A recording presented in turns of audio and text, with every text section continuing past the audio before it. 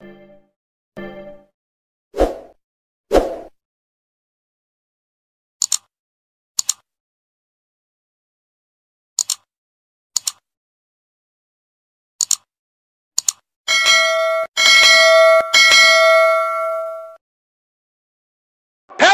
এক টাকলা মুরাদ মনে করিয়ে দিচ্ছি, শুধু এই মাওলানা ডক্টর আজহারি হাফিজাহুল্লাহ বলেছেন, ওই যে কি একটা বলে ঠিক না বা ঠিক, এই কথা বলার দু একদিনের মাথায় ওর মন্ত্রিত্ব চলে গিয়ে অপমান লাঞ্ছনার কাজ করে আল্লাহকে দাঁড় করিয়েছিলেন।